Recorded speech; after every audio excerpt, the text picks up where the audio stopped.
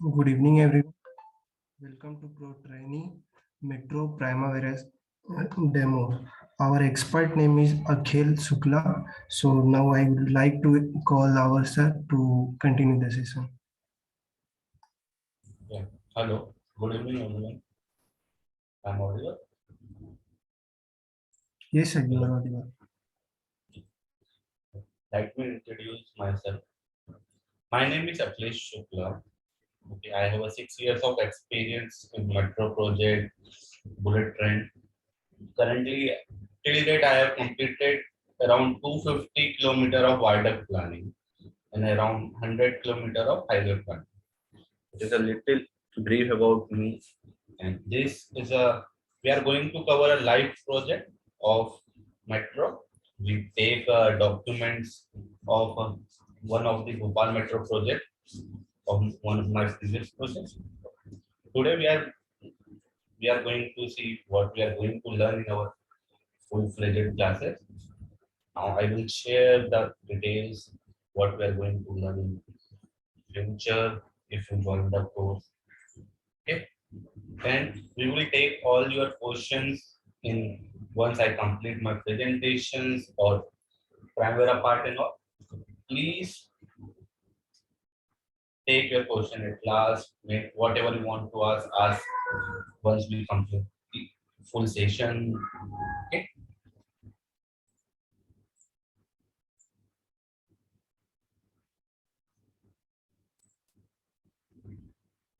The screen is visible to everyone. Yes, sir. See.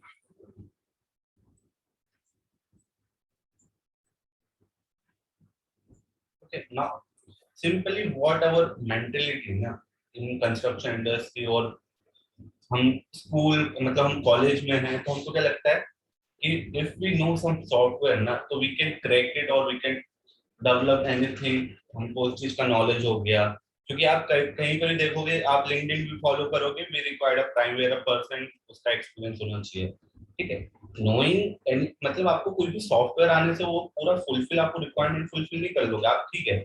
Interview में आपको उसकी functionality बता दोगे ये सब हो जाएगा. अभी आज हम इधर क्यों है हम ये कोर्स क्यों कर रहे हैं. सबसे पहले हम इस प्रोजेक्ट में जो जो भी चीज सीखेंगे वहाँ नॉर्मल आपने देखा होगा एक्टिविटी ABCD लेके करते हैं. यहाँ हमारा जो लाइव प्रोजेक्ट रहेगा जो हमने टाइम साइकिल डिस्कस करेंगे. आपकी टाइम साइकिल उधर डिफरेंट भी हो सकती है हम वो कंसिडर करेंगे. हम टाइम साइकिल कंसिडर करेंगे. हम उसी के बेस पे रिसोर्स को लिंक करेंगे जो हमारा प्रीडिक्स सक्सेसर एक्टिविटी रहता है कि हम कितने सेट्स में काम करेंगे क्योंकि नॉर्मली जब भी हम काम करते हैं तो ग्रुप्स ऑफ एक्टिविटीज में काम करते हैं. इंडिविजुअल सिंगल सिंगल एक्टिविटी पे काम नहीं करते हैं. फिर सबसे पहले तो हम देखेंगे कि हमारे मिनिमम रिसोर्स रिक्वायरमेंट कितने हैं क्योंकि जब आप प्रोजेक्ट प्लानिंग करते हो तो आपके सारी चीजें आपके दिमाग में होना चाहिए. आप ऐसा नहीं कि रैंडमली कुछ भी उठाया आपने चालू कर दिया. मिनिमम रिक्वायरमेंट हर जगह कुछ ना कुछ रहती है. और as a planner before jumping to the Primavera program ऐसा नहीं कि आप पहले दिन गए आपने प्राइमेरा प्रोग्राम पे काम करना चालू कर दिया प्राइमेरा ही से चालू कर दिया. उससे पहले आपको वर्कआउट करना पड़ता है. क्या होता है सबसे पहले तो आपको स्कोप ऑफ वर्क मतलब प्रोजेक्ट क्वांटिटीज निकालनी पड़ती है. फिर आपको टाइम साइकिल सीखना पड़ता है कि क्या क्या एग्जैक्ट उसमें टाइम साइकिल है. तो क्या क्या आपकी टाइम साइकिल है उस चीज पे आपका डिपेंड करता है कि आपके कितनी टाइम साइकिल्स आपने कंसिडर की है. आपका जो कंपनी जिस कंपनी में काम करो उसका भी कोई प्रीवियस एक्सपीरियंस होगा तो वहां से ये सारी चीजें आपको डिटेल मिलती है. और एज अ प्लानर आपकी क्या है आपकी ऑब्जर्वेशन स्किल्स अच्छी होनी चाहिए क्योंकि क्या होता है कि आप जब कॉलेज लाइफ में भी होंगे तो आपने मेट्रो प्रोजेक्ट इन सब में इंटर्नशिप कर तो वहाँ के हम जाते सिर्फ हाँ 2 महीने इंटर्नशिप करना है कर लिया. लेकिन वहां पे बहुत सारी प्रॉब्लम्स आपको उस चीज को ऑब्जर्व करोगे तो उससे भी आप जब फील्ड में जाओगे तो उससे आपको उसका फायदा मिलेगा. और जब भी आप प्रोग्राम बना रहे हो ऐसा नहीं कि आप कॉन्ट्रैक्ट कंडीशन को भूल ही जाओ. आपको वो चीज भी आपके माइंड में चलना है कि कॉन्ट्रैक्ट कंडीशंस क्या है आपकी. ठीक है. हम कोई भी प्रोग्राम बनाते हैं मेट्रो का तो वो हम with respect to project milestone बनाते हैं. अब प्रोजेक्ट माइलस्टोन क्या रहता है आपका कॉन्ट्रैक्ट कंडीशन में डिफाइन रहता है कि हमको कब क्या क्या चीजें अचीव करनी है. तो जब हमको एक डेडलाइन मिल गई कि हमको इस टाइम पे ये अचीव करना है उसके बेसिस पे हम प्रोग्राम बनाते हैं। अब ये इतना डिमांड में क्यों है, हम इसको क्यों सीखना चाहते हैं? क्योंकि क्या होता है इंडिया में, सिंपल, बाहर की बात नहीं कर रहा हूँ, इंडिया में क्या होता है ना, आपका कॉन्ट्रैक्ट कंडीशन में दिया हुआ कि आपको प्राइमेरा पे प्रोग्राम बनाना है, चाहे वो कंपनी यूज भी नहीं कर रही हो, आज तक यूज नहीं किया, लेकिन उसको प्राइमेरा पे ही प्रोग्राम देना पड़ेगा। इसलिए इस सॉफ्टवेयर की डिमांड है मार्केट में। आपका जब तक ये ऑब्लिगेशन है क्लाइंट की आपको प्राइमेरा देना है, जब तक ये सॉफ्टवेयर की डिमांड और इससे जो भी जुड़ा है उसकी जॉब रिक्वायरमेंट हमेशा रहेगी। मतलब आपको प्राइमेरा क्या है, आने वाले 5-6 साल अभी प्राइमेरा प्राइमेरा ये सब चलता रहेगा, फिर उसके बाद कोई और नया सॉफ्टवेयर आ जाएगा जब आप सीनियर हो जाओगे। तो मेन क्या है, जहां पर भी गवर्नमेंट ने अपनी कंडीशन चेंज कर दी या किसी क्लाइंट ने आके नया सॉफ्टवेयर कर लिया, तो उस समय उस सॉफ्टवेयर की डिमांड आ जाएगी मार्केट में।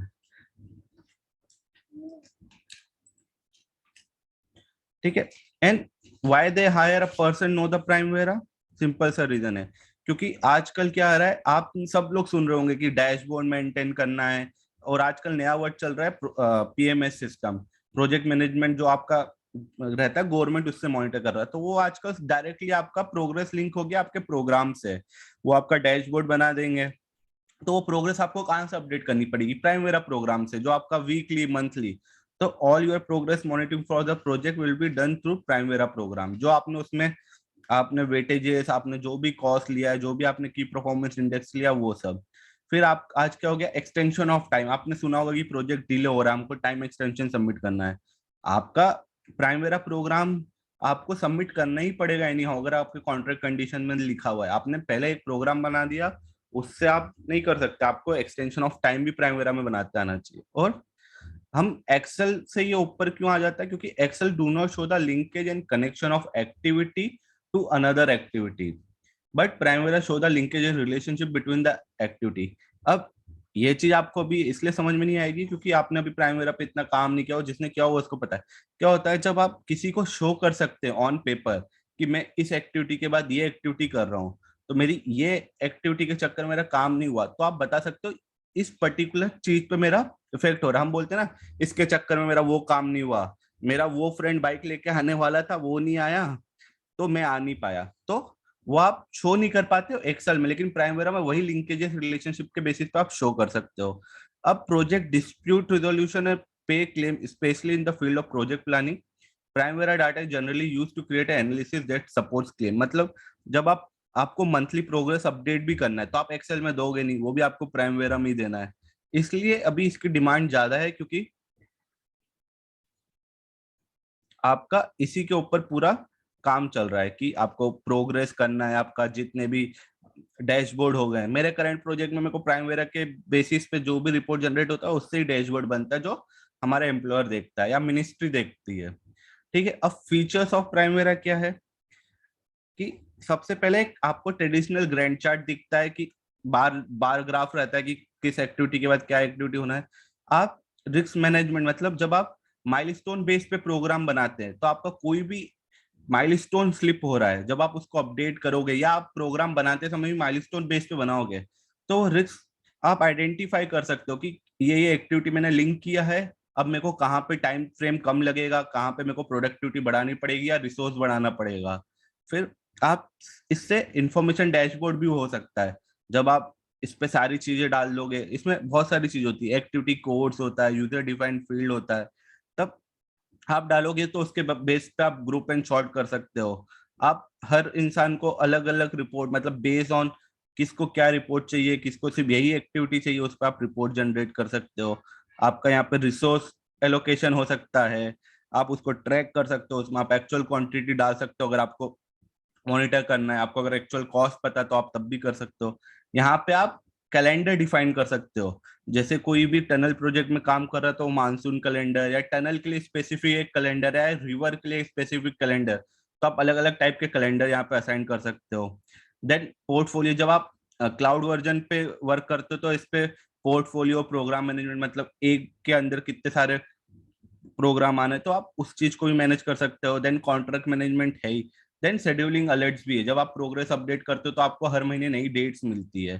ठीक है। अब हम इस क्लास में क्या क्या करने वाले हैं, वो सबसे पहले हम आइडेंटिफाई करेंगे स्कोप ऑफ प्रोजेक्ट। इस प्रोजेक्ट में हम कॉन्ट्रैक्ट डॉक्यूमेंट लेंगे कि हमको क्या क्या करना है, ठीक है। उसकी टेंडर ड्राइंग पे क्या क्वांटिटी हम कैसे निकालते हैं, टेंटेटिव क्वांटिटी कैसे निकालते हैं जब आपके पास अगर पियर अलाइनमेंट नहीं है, क्योंकि मेट्रो का फिक्स रहता है कि आपका इतने मीटर का एक जनरल स्पान होगा, मतलब एक एवरेज स्पान रहता है, उसके बेसिस पे आप निकाल सकते हो। आप नंबर ऑफ पाइल उसके बेसिस पे निकाल सकते हो। देन हम कॉन्ट्रेक्चुअल रिक्वायरमेंट्स देखेंगे कि कॉन्ट्रेक्चुअली मेरे को क्या क्या चीज कब कब सबमिट करनी है, ठीक है। आपका एम्प्लॉयर ऑब्लिगेशंस क्या है कि आप मेरे को लैंड कितने दिन में देनी है, फिर मेरे को अप्रूवल्स कितने दिन में आने हैं, फिर मेरा प्राइसिंग डॉक्यूमेंट कैसा है, उसके बेसिस पे मेरा कॉस्ट ये सब जनरेट होगा।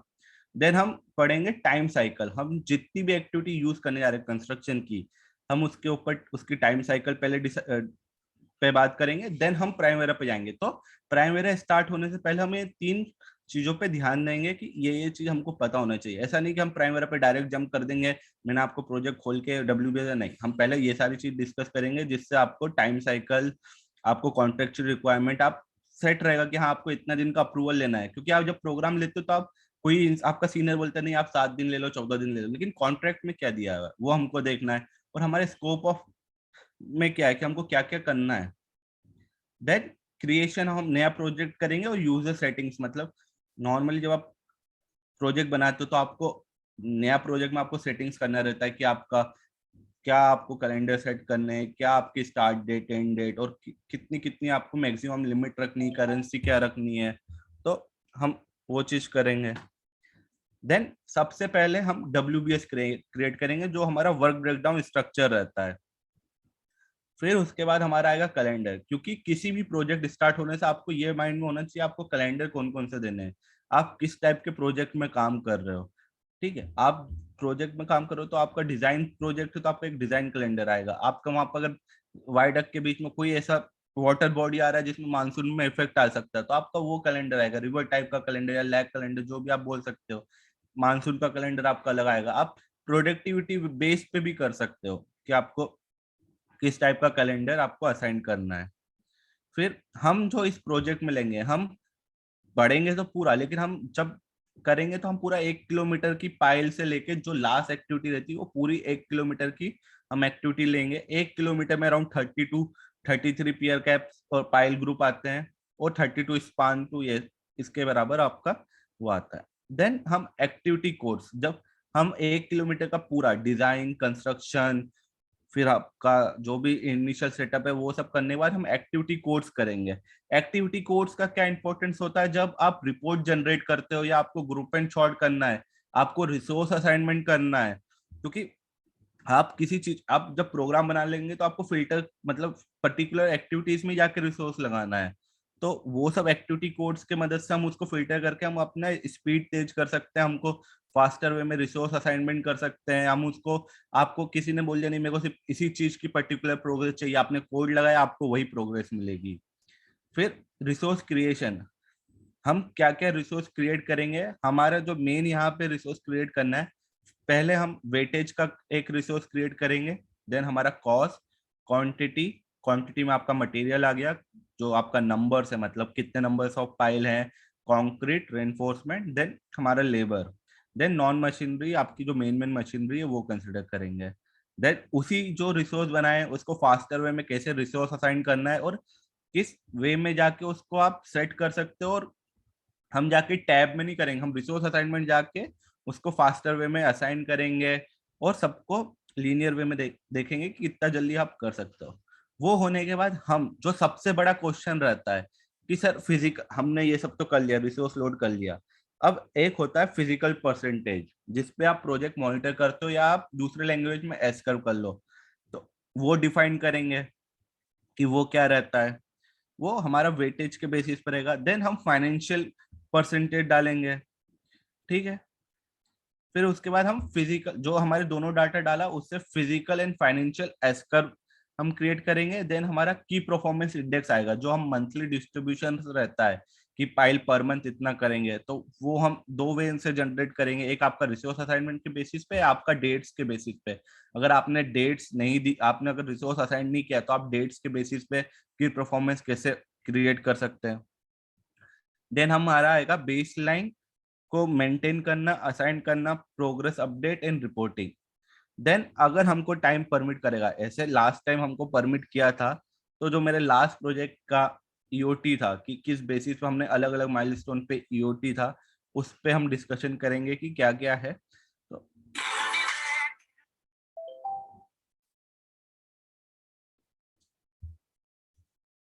एक मिनट।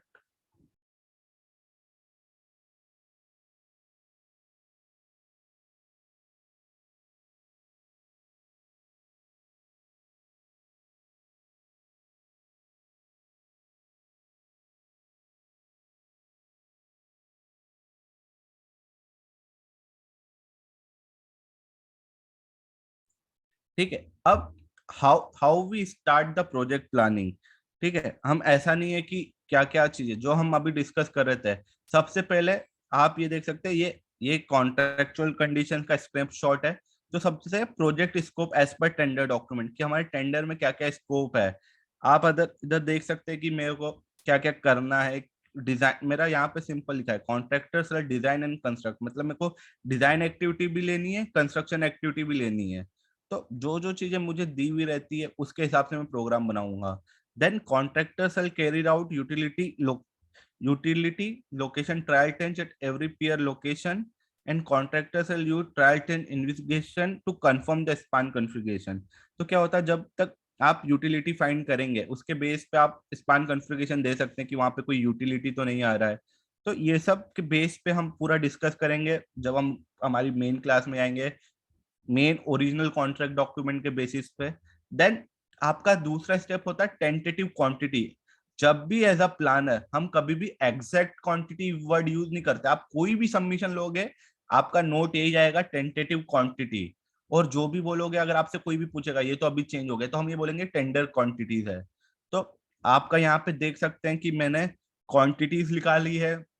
हम मेरे पास यहाँ पे टेंडर ड्राइंग्स थी, मेरे पास वहां का अलाइनमेंट ड्राइंग था। तो उस बेसिस पे जब मेरे को पता है कि मेरा नॉर्मली 30 मीटर का एक स्पान है या 40 मीटर का एवरेज स्पान है, तो उस बेसिस पे आप क्वांटिटी ड्राइव कर सकते हो। अब मेरे को पता चल गया कि मेरे को इस जैसे सपोज मेरा एक ये दिल्ली मेट्रो का प्रोजेक्ट है टेंडर स्टेज में, तो उसमें मेरे को पता चल गया कि 2280 मेरे को पाइल करनी है।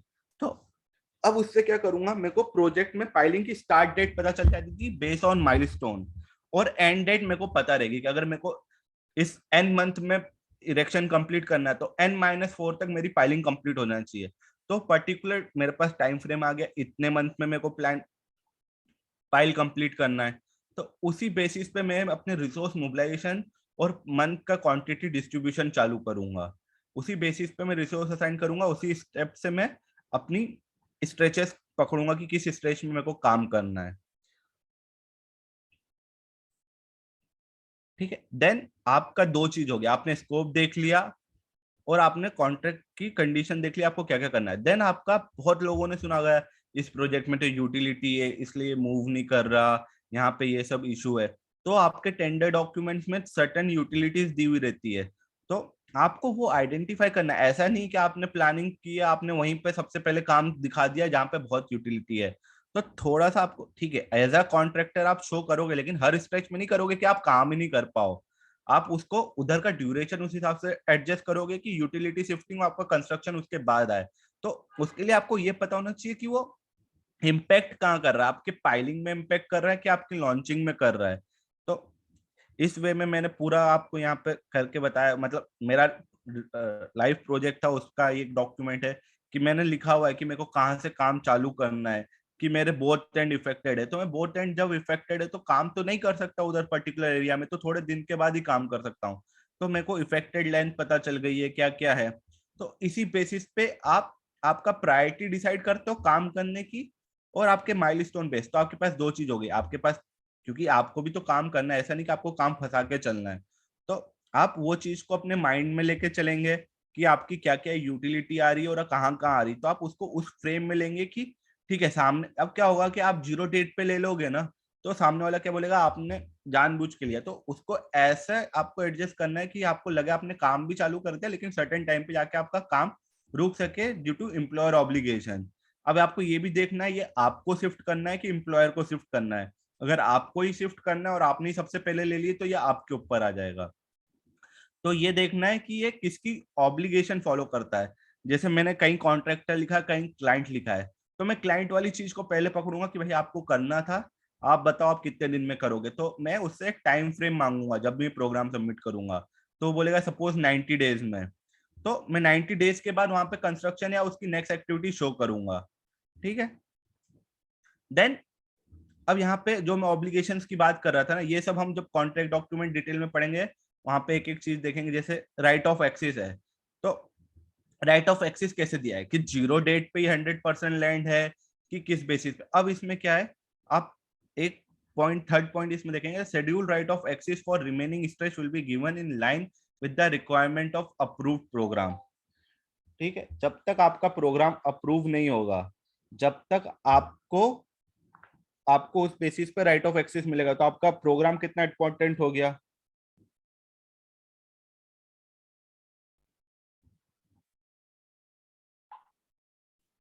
ओके, तो उस बेसिस पे आपका वो चीज आपको पता होना चाहिए। देन आपका रिव्यू, मतलब आपका जो भी रिव्यू टाइम है वो कितना है, कि आपको पता होना चाहिए कि आपका रिव्यू पीरियड 21 डेज है या 28 डेज है। देन आपको प्रोजेक्ट कैलेंडर, सपोज कहीं कहीं का प्रोजेक्ट कैलेंडर डिफाइंड रहता है। आप जैसे यहाँ पे प्रोजेक्ट कैलेंडर में डेफिनेशन पढ़ेंगे तो a contractor will adopt a 7 week calendar. ठीक है, आपके कंस्ट्रक्शन पर्पस के लिए 7 वीक्स है। लेकिन वही ऑफिशियल डॉक्यूमेंट जो भी आप डॉक्यूमेंट सबमिट कर रहे हैं उसको बोलते हैं ऑफिशियल डॉक्यूमेंट। वो मंडे टू फ्राइडे रहेगा, तो उसका आपका 5 डे कैलेंडर यूज होगा। तो ये सारी चीजें कॉन्ट्रैक्ट में दी हुई रहती है आपको, वो सब चीजें ही, क्योंकि हर प्रोजेक्ट में अलग अलग होता है। ऐसा नहीं बोलता हूँ कि बाय डिफॉल्ट 5 डेज ही, कहीं 6 डेज भी हो सकता है। नाउ यहाँ पे एक जगह लिखा है एक्टिविटी ड्यूरेशन, मतलब कहीं कहीं आपको कंस्ट्रेंट रहता है कि आप एक्टिविटी ड्यूरेशन 2 वीक से ज्यादा की एक्टिविटी ड्यूरेशन नहीं ले सकते। तो आपको जो टाइम साइकिल है या आपको एक्टिविटी ड्यूरेशन है, उसके उसके बेसिस पे आपको वो चीजें कंसिडर करनी पड़ेगी। तो ये सब चीजें एक तरीके से आप प्लानिंग चालू करने से पहले आपका माइंडसेट में होना चाहिए कि मेरे को यही मेरा कंस्ट्रेंट है, इससे ज्यादा मैं एक्टिविटी ड्यूरेशन नहीं बढ़ा सकता। देन आपको क्या क्या प्रोजेक्ट में करना है, पाइल लोड टेस्ट की क्या कंडीशन है, आपको क्या क्या चीजें हैं, आप पाइल कैप कितने दिन के कॉन्ट्रैक्ट में दिया हुआ रहता है कि मैनुअल चिपिंग आप 3 दिन के बाद या बाय मशीन 7 डेज। तो आपका मिनिमम उतना गैप आना चाहिए। ऐसा नहीं कि आपने पाइल खत्म करी अगले दिन से ही पाइल कैप चालू कर दिया, क्योंकि आप एफएस रिलेशनशिप दोगे तो वो हो जाएगा। तो उसके बेसिस पे वो सब रहता है। एक मिनट।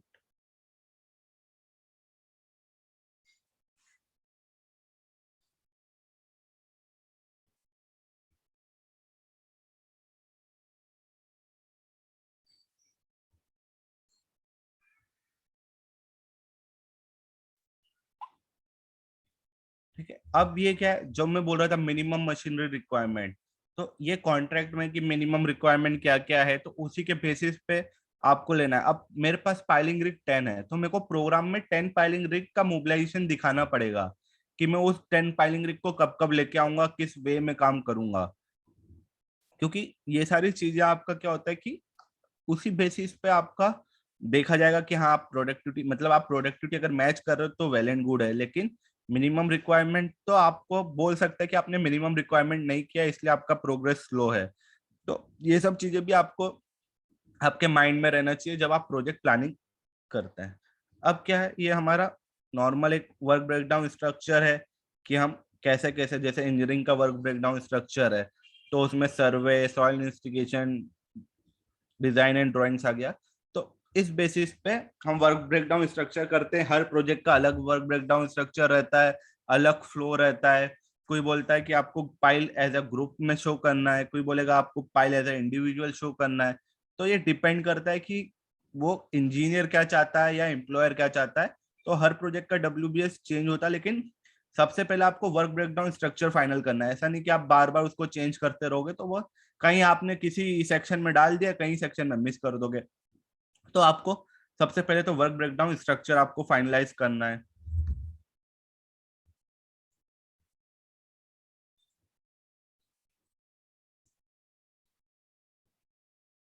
ओके, देन जो हम बोल रहे थे कि हमारे प्रोग्राम के बेसिस, अब क्या होता है ना, जब एज अ आपने लैंड भी लिया होता है, तो लैंड जब आप लेते हो तो आप उसको जस्टिफाई करना रहता है कि आप जो लैंड कंसीडर कर रहे हो, आप अलग अलग पोर्शन में लैंड क्यों कंसीडर कर रहे हो। आपने कुछ तो सोचा होगा। आपका ऐसा नहीं कि आपने प्राइमेरा पे प्रोग्राम बना दिया, आपको वो प्रोग्राम अप्रूव भी करवाना है। तो मेन चीज है कि आपको उस चीज को डिफेंड करते आना चाहिए, अगर आप कोई चीज अलग जाके कर रहे हो। अब मैंने क्यों, ये मेरा सिंपल सा एक फंडा था कि मेरे को, आपको ही पता है जिसको भी जियो टेक्निकल का थोड़ा बहुत भी नॉलेज होगा, कि आपका जो भी लैंड रहता है, मतलब 1-1 किलोमीटर में भी सॉइल की प्रॉपर्टी चेंज हो जाती है। तो जब मेरा 6 किलोमीटर का मेट्रो का स्ट्रेच है, तो मैं सब जियो टेक्निकल एक जगह नहीं करूंगा, मेरे को पता चलना चाहिए कि सॉइल कितना वेरी कर रहा है। तो मैं इसलिए बोलूंगा कि मेरे को ये लोकेशन चाहिए मल्टीपल फ्रंट में, कि मैं जो भी स्टेटा में वेरिएशन है वो पता कर सकूं। और मैं यहाँ पे क्या लिख रहा हूँ, right of axis of 2 kilometre land. ठीक है, जब मेरे को राइट ऑफ एक्सिस 2 किलोमीटर का मिल जाएगा, उसके बाद मैं सेकंड और थर्ड रिग मोबिलाइज करूंगा। मैंने फर्स्ट रिग तो एक पर्टिकुलर ड्यूरेशन पे कर दी, लेकिन रिमेनिंग मैं जो रिग मोबिलाइज करूंगा उसके बेसिस पे। तो अब इस पे क्या हो जाएगा, एम्प्लॉयर ये नहीं बोल पाएगा आपने मशीन क्यों नहीं मोबिलाइज करी, क्योंकि मैं बोलूंगा आपने मेरे को लैंड नहीं दिया है। तो ये कुछ चीजें होती हैं जो हमको एज अ प्रोग्राम में लेके चलनी, कि हाँ आप दोगे तो मैं लाऊंगा।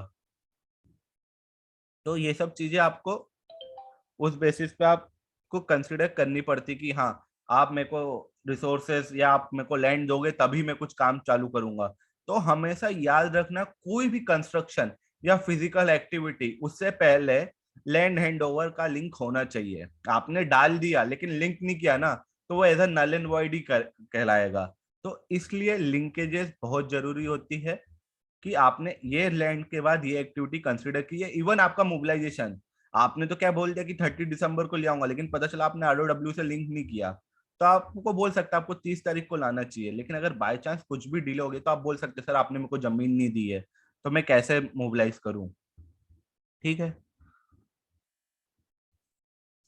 अब ये नॉर्मल फुल, जैसे क्या रहता है, जब भी आप प्रोग्राम करते हैं तो आपको बताना पड़ता, ये मेरा एक सिंपल सा फ्लो चार्ट है कि मैंने ये लैंड इस टाइम पे कंसीडर किया, एक मैं रिग इस साइड लगाऊंगा, सेकंड लैंड मैंने इधर लिया, तो एक रिग मैं दूसरे सेक्शन पे लगाऊंगा, देन मैं एक इस सेक्शन पे लगाऊंगा। क्यों,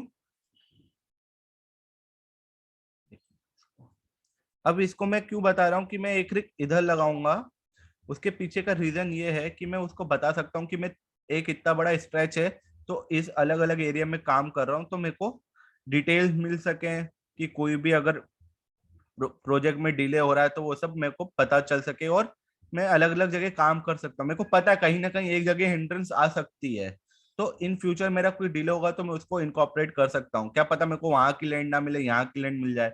तो इसलिए आप मल्टीपल फ्रंट्स में काम कंसिडर करते हैं, और ये वे होता है आपका प्रेजेंट करने का, क्योंकि कभी कभी आपने प्रोग्राम तो बना लिया लेकिन सामने वाले को समझाना भी पड़ता है। तो ये सब चीजें आपको पता होनी चाहिए किस वे में आपने कंसिडर किया है। ठीक है। अब क्या है कि नॉर्मल जो हम लोग यहाँ पे बॉक्स गडर का लेंगे, तो उसमें कुछ कोडिंग्स रहती हैं कि हम जिस वे में कास्टिंग करते हैं, तो हर सेगमेंट का एक अलग अलग नाम रहता है, उसको हम कोड करते हैं। तो हम क्या करते हैं, जो 37 मीटर का बॉक्स सेगमेंट रहता है, वो नॉर्मली 13 स्पान रहता है। तो 13 स्पान में आपके दो पियर सेगमेंट्स रहते हैं। तो पियर सेगमेंट आपका 1.95 और आपके बाकी 3 मीटर्स के रहते हैं। तो जब ये आपको पता होना चाहिए कि कितने में कितने सेगमेंट आ रहे हैं, आपको ये पता होना चाहिए कि कितने 37 मीटर के, कितने 34 मीटर के, क्योंकि आप जब ड्यूरेशन डिफाइन करते तो आपका वहां पे नेगेटिव फ्लोट 1-2 डेज 3 डेज ऐसा भी आता है। तो आपको वो सब चीजें, क्योंकि आप 37 मीटर और 22 मीटर का सेम डे नहीं ले सकते जब आप डिटेल प्रोग्राम बना रहे हो। तो ये सब चीजें आपको, जब आप स्पान अरेंजमेंट देखेंगे तो आप उससे आइडेंटिफाई कर सकते हो, उससे आप ये सारी चीजें निकाल सकते हैं। तो ये सेगमेंट है, हम इसको पूरा डिटेल में देखेंगे। ये सिर्फ अभी सिर्फ एक ब्रीफ है कि हम क्या क्या कैसे कैसे कंसिडर करेंगे। देन जो मेस हम जो भी सेगमेंट कास्ट करते हैं, वो एज अ मैच कास्टिंग करते हैं। तो सबसे पहले जो हम सेंट्रल वाला सेगमेंट रहता है उसको कास्ट करते हैं, देन हम जो कास्ट करते हैं वो उसके नेक्स्ट सेगमेंट कास्ट करते हैं। तो ये एक तरीके से की पूरी प्रोसेस है कि हमारा क्या कंस्ट्रक्शन सीक्वेंस होता है, कि आप 13 स्पान जो ले रहे हो किस वे में ले रहे हो, कि मैच कास्टिंग क्या होता है। तो ये सब हमारा एक तरीके से कंस्ट्रक्शन सीक्वेंस है। आपको ये भी पता होना चाहिए कि आपकी मेथोलॉजी क्या है, आप किस मेथोलॉजी पे काम कर रहे हो।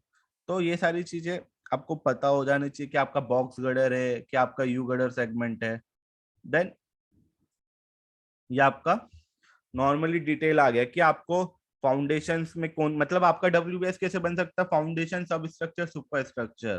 तो आपका फाउंडेशन में क्या क्या एक्टिविटी आएगी, सब स्ट्रक्चर में क्या आएगी, सुपर स्ट्रक्चर में क्या क्या एक्टिविटी आएगी। तो ये सब चीजें नॉर्मली आपका एक विजुअलाइजेशन हो जाता है। तो आपको पता है कि हाँ इसके बाद ये मेरा सीक्वेंस आना जाना है, पाइल के बाद पाइल कैप आएगा, फिर पियर, पियर कैप। तो ये आपको एक तरीके से एक्टिविटी पता चल गई कि हाँ ये सारी मेरी एक्टिविटी होने वाली है। अब आपको कैसे डिफाइन करना है वो आपके ऊपर है। देन क्या होता है कि जैसे आपकी पाइलिंग रिग होती है, अब मैं जब भी किसी को बताऊंगा कि हाँ मैं काम करने जा रहा हूँ, तो मेरा रिग का मूवमेंट क्या रहेगा कि मैं किस हिसाब से पहली रिग लगाऊंगा, सेकंड रिग लगाऊंगा, देन थर्ड रिग कहाँ मोबिलाइज करूंगा, फोर्थ रिग कहाँ मोबिलाइज करूंगा। क्योंकि आप प्रोग्राम बनाओगे ना तो किसी को इजी वे में समझाना भी है, क्योंकि किसी को अप्रूव भी करना है। ऐसा नहीं कि आपने प्रोग्राम बना दिया, किसी को आपको अप्रूवल भी तो देना है, तो उसको इजी वे में समझाना है। तो आप हमेशा आपका ग्राफिकल रिप्रेजेंटेशन रखेंगे कि हाँ कि आप इस तरीके से मूव करेंगे, मेरा ये फर्स्ट रन खत्म हो गया तो मैं उस रिग को कहाँ लेके जा रहा हूँ। तो ये आप जब नॉर्मली इतना क्लियर एंड क्रिस्प किसको करके देंगे ना, तो आपका प्रोग्राम अप्रूवल में कभी दिक्कत नहीं आएगी। क्योंकि आधे लोगों की यही प्रॉब्लम रहती है कि हमको आपका सीक्वेंस समझ में नहीं आ रहा है, क्योंकि आधे लोगों को खुद को ही नहीं पता रहता वो कहाँ से क्या लेके जा रहे हैं, उन एक एक्टिविटी से दूसरी एक्टिविटी लिंक कर दी है।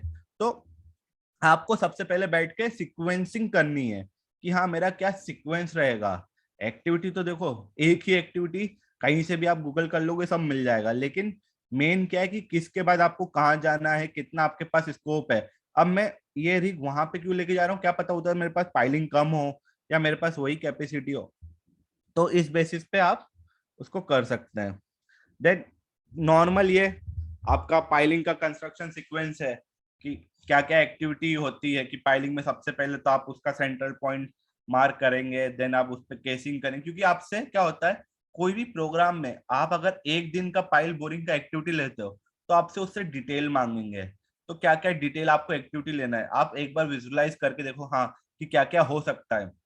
आपने पाइल बोरिंग नहीं भी देखी होगी, घर में पानी की जो बोर बोर होता है वो देखा होगा, वो प्रोसेस सेम है।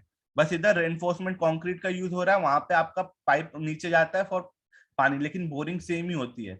तो आप हर चीज आपने, जरूरी नहीं आपने मेट्रो का कंस्ट्रक्शन देखा हो, लेकिन आपने घर पे फाउंडेशन किसी ने आसपास देखा होगा, फाउंडेशन बन रही है तो क्या होता है, एक्सेवेशन होता है, देन रेनफोर्समेंट कंक्रीट। तो आपको उसी चीज का ब्रेकअप करते जाना है।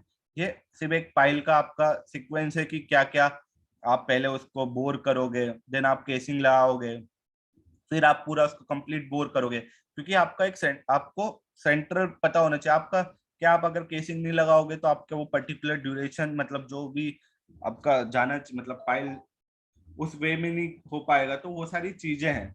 फिर आपका क्या क्या एक्टिविटीज है।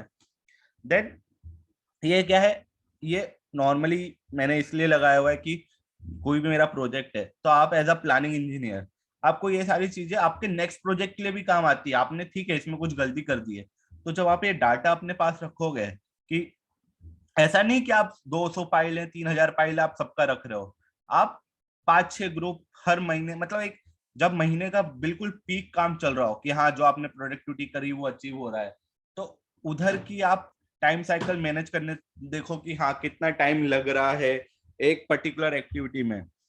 आपने बोल दिया एक दिन लग रहा है, क्योंकि देखो हर इंसान अपनी गलतियों से सीखता है। तो आप जब ये चीज मॉनिटर खुद करेंगे तो आप उसको इम्प्लीमेंट भी कर सकते हैं। ये मेरे प्रोजेक्ट का डाटा है, जो मेरा सबसे पहला प्रोजेक्ट था। तो आज तक नॉर्मली जो मैं कंसिडर करते चल रहा हूँ कि एक दिन में एक फाइल हो जाएगा। तो ऑलमोस्ट वो अचीव कर रहा है। ये कैसे होता है कि आप जब भी कुछ काम करते हो तो आपको सिर्फ सर्टेन पैरामीटर पे अपने आप को एडजस्ट मतलब मॉनिटर करना है। अगर आप किसी भी एक्टिविटी को कर रहे हो ना, तो आप जरूरी नहीं कि 10 वो सेम पाइल के हुआ तो 10 का टाइम रखो। आप एक और दो मतलब आपका कहीं ना कहीं इतना अच्छा रिलेशन तो होगा साइट वाले से कि आपको एक दो का टाइम साइकिल पूरा दे सकें। तो इस वे में आपको अपना डाटा तो आपके पास इकट्ठा रखना ही है कि आपको नेक्स्ट प्रोजेक्ट में भी काम आए। मैं आज तक 4 से 5 बेसलाइन बना चुका हूँ, हर प्रोजेक्ट में मैं कुछ ना कुछ गलती करता हूँ। मैं उस गलती को नेक्स्ट प्रोजेक्ट में ना करूं, उसके लिए मैं अपना डाटा अपने पास इकट्ठा करके रखता हूँ। तो इस वे में आपका पूरा प्रोसेस चलता है कि आपको क्या क्या चीजें प्लानिंग से पहले चाहिए। ऐसा नहीं कि आपका कोई सीनियर ने मेट्रो प्रोजेक्ट में काम नहीं किया होगा, उसने किया होगा, उसके पास एक्स डाटा होगा। आप उस एक्स डाटा को लो, कंपेयर करो कि हाँ फिजिबल है कि नहीं है, हम उसको अचीव कर पाएंगे कि नहीं कर पाएंगे। जब मैं यहाँ बुलेट ट्रेन में आया था, मैं मेट्रो प्रोजेक्ट से आया था, तो मैं उसकी प्रोडक्टिविटी मैच नहीं कर पा रहा था, क्योंकि हम 6 किलोमीटर से 237 किलोमीटर पे जंप किए हैं। तो हर चीज का टाइम लेता है, लेकिन आपको आपके पास थोड़ा सा भी नॉलेज है, थोड़ा सा भी प्रीवियस एक्सपीरियंस है या आपके सीनियर का है, आप उसको हमेशा यूज कर सकते हैं आपके प्रॉपर प्लानिंग में। गलतियां होंगी, लेकिन आप उन गलतियों से सीख के अगले प्रोग्राम में आप उसको सही कर सकते हैं। ठीक है। अब नॉर्मल प्रोजेक्ट कंस्ट्रक्शन सीक्वेंस क्या रहता है किसी भी मेट्रो प्रोजेक्ट का, कि सबसे पहले तो आपको प्रोजेक्ट साइट मिलती है। ठीक है। जब आपको प्रोजेक्ट साइट मिली तो आपके कुछ सर्वेज होते हैं, आपका यूटिलिटी सर्वे, आपका प्राइमरी सर्वे, आपके सर्वे पॉइंट्स, ये सब होता है। देन आप बैरिकेटिंग करेंगे, then soil investigation and utility identification, then shifting of utilities. Then आपका ये सब आपके प्रिलिमिनरी एक्टिविटीज में आ रहा है। देन आपका होता है pile load test. Pile load test होने के बाद कंडीशन रहती है, आप कॉन्ट्रैक्ट पढ़ेंगे, ऐसा उसमें क्लियरली लिखा होगा without doing any pile load test आप वर्किंग पाइल नहीं कर सकते। तो आपको वो चीज भी आपके प्रोग्राम में लेना है कि हाँ मेरे को पाइल लोड टेस्ट करना है। देन आपका pile foundation, pile cap, then आपकी next pier, then pier cap, then normally times वो है आपका कंस्ट्रक्शन सीक्वेंस है। तो इस पर्टिकुलर एक स्लाइड में आपकी क्या क्या कंस्ट्रक्शन एक्टिविटी आने वाली है वो पूरा कवर है। बस इसमें आपको सिर्फ पियर नंबर आगे डालना है। जैसे आप पियर नंबर डालेंगे आप उस चीज को कर सकते हैं। ठीक है। नॉर्मली अब टाइप ऑफ प्रोग्राम क्या होता है, हम लोग बहुत सारी इंडस्ट्री में काम करते हैं। कोई सिर्फ डिजाइन, बहुत सारी कंपनी सिर्फ डिजाइन के ही प्रोजेक्ट लेती, तो उनका डिजाइन प्रोग्राम रहता है। कुछ प्रोजेक्ट आइटम रेट बेसिस पे रहता है। तो आइटम रेट बेसिस पे कॉस्ट कंक्रीट रेनफोर्समेंट बहुत जरूरी होता है, उसमें रिसोर्स लोडिंग बहुत जरूरी होती है। देन एक आपका ईपीसी आता है। देन नॉर्मली आपका प्रोक्योरमेंट प्रोग्राम आता है। देन आप अगर इंटर मतलब आप 2-3 कॉन्ट्रैक्टर के साथ काम कर रहे हो तो आपका इंटरफेरेंस प्रोग्राम आ जाएगा। देन आपका इनिशियल वर्क प्रोग्राम, जो उसको हम आईडब्ल्यूपी बोलते हैं, जो आपको सबसे पहले 28 डेज के अंदर सबमिट करना पड़ता है। देन आपका detail work program. Then Primavera की खासियत क्या है, इसमें सारी आईडीज यूनिक रहती है, रिपीटेटिव आईडीज यूज नहीं कर सकता। अगर आपने ABCD1 यूज कर लिया है तो आप अगेन ABCD1 सेम प्रोजेक्ट में यूज नहीं कर सकते।